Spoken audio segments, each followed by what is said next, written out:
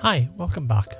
I'm Darryl, and welcome to McCullagh Therapy, and welcome to another bite-sized podcast. In this bite-sized podcast, I'm going to be talking about misophonia. So what is misophonia? It's actually named after the Greek word meaning hatred of sound, and it's often been referred to using the term like a selective sound sensitivity syndrome. However, it's not actually currently recognised as a diagnosable disorder. Misophonia is often referred to as the fear of sounds. It's a relatively lesser known condition that affects a significant number of individuals worldwide. And in this short bite size, I'm going to kind of aim to shed some light on what misophonia is, how it impacts people's lives, and the potential of using relaxation and hypnosis as a valuable treatment option. So misophonia is a neurologically based disorder. It's characterised by that intense emotional and physiological response to specific sounds. It's not like a general annoyance or dislike of certain sounds that you might have, like tinfoil rustling or nails on a blackboard, but individuals with misophonia experience an immediate fight or flight response. It often leads to anxiety, anger, and even panic attacks. And common trigger sounds include chewing, breathing, sniffling, and tapping. And you can imagine how these are common everyday sounds can trigger these people. Misophonia can significantly limit a person's daily life and social interactions. The individual with this condition often feels isolated, misunderstood due to that lack of awareness and understanding from others. A lot of times they avoid specific situations such as family gatherings, the restaurants, workplaces, just to prevent that exposure to those triggering sounds. The fear of encountering these sounds often lead to anxiety and anticipatory distress, and that makes it difficult to engage in activities that others may take for granted. Whilst the exact number of individuals affected by misophonia is still really uncertain at present, it is believed from my research to be more common than previously thought. A recent study that I was looking into suggests that around about 15% of the population may experience some degree of misophonia. And that kind of highlights the significance of this condition in terms of its impact on daily life. The kind of precise causes of misophonia remain unknown as well.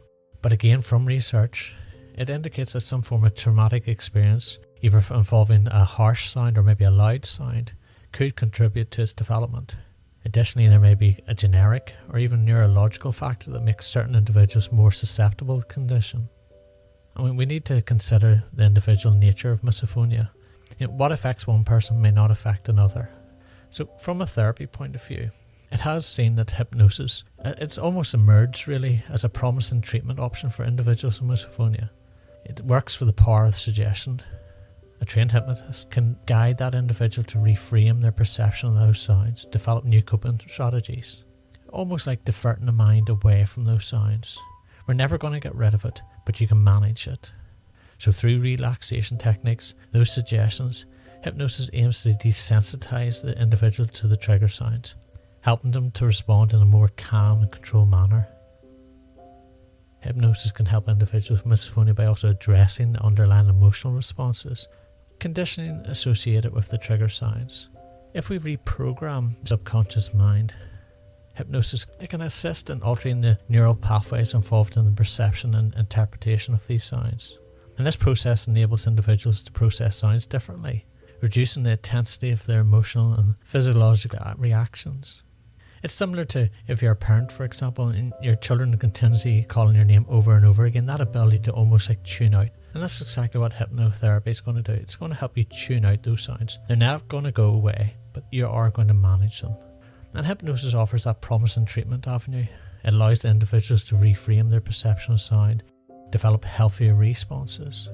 By harnessing the power of suggestion, hypnotherapy can bring relief, empowerment to individuals struggling with misophonia, helping them to regain control and improve their overall quality of life. Now, as well as hypnotherapy, we have other therapies out there as well. There's tinnitus retraining therapy, or TRT, a condition which a person hears a kind of persistent ringing in their ears and cause discomfort, agitation. It can also interfere really badly with their daily life. And naturally, treatments for tinnitus can sometimes be extended to treat misophonia. So TRT involves learning to tolerate noise, so it no longer causes the person so much discomfort. And then we have also things like CBT, which is cognitive behavioural therapy. And there's several different types of behavioural treatments that can help with misophonia. We have CBT, as I said, which helps the individual to learn to better understand their reactions to the trigger sounds, and it helps them develop better coping strategies.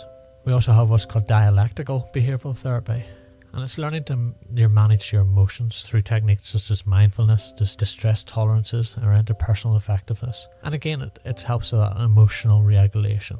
Even simple relaxation techniques such as a PMR that any hypnotherapist can help. And this technique involves learning to trigger the relaxation responses by practicing just relaxing the body part by part. You can also have things like white noise devices. It helps with masking the sounds. You also have white noise devices, and some people with misophonia respond well to that white noise. It masks the sounds that triggers their reactions. You can obtain these pretty much anywhere, these white noise devices, but you can also maybe get them through your GP as well, or an audiologist. In this modern age, we can also get white noise through the likes of your smartphone or your AirPods or whatever it might be. So thank you for listening. Hopefully you find this informative. Please listen to other podcasts in this range. Have a great week. Bye bye.